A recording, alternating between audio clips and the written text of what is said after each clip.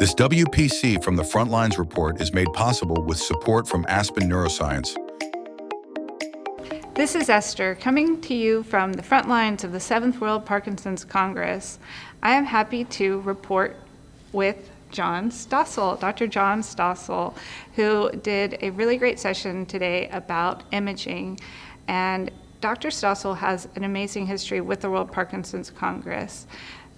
Jon, it is a pleasure to meet you. And nice to meet you. What were your takeaways from your session? Well, the session itself was about imaging. It was part of the pre-Congress course.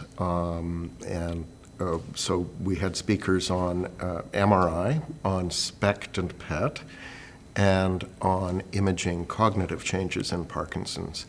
And basically, there are multiple approaches that can be used. I think all of us were basically in agreement that it's not one approach that winner takes all, that you want to look at multiple approaches, and that the approaches that you use really depend on the question that you're asking. But imaging can be useful to help with diagnosis, with monitoring disease progression, to select people who may be better candidates for inclusion in clinical trials of disease-modifying therapies, and also to better understand the disease and its complications. Thank you. As somebody with early onset Parkinson's, I know that something that you touched on was how imaging is important for people in the early stages of the diagnosis. We always talk about the DAT. Was there any discussion about the DAT and its usefulness and what we're looking at and you're using that is the future of imaging? So I did talk about DAT, and we heard more about it at other sessions, and we'll hear more about it.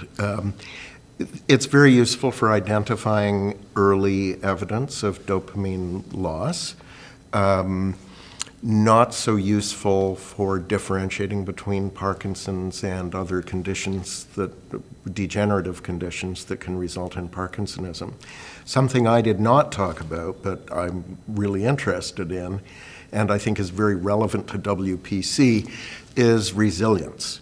And we see people with Parkinson's who do incredibly well, and we think that the changes that occur in Parkinson's actually can, to some extent, be reversed with plasticity.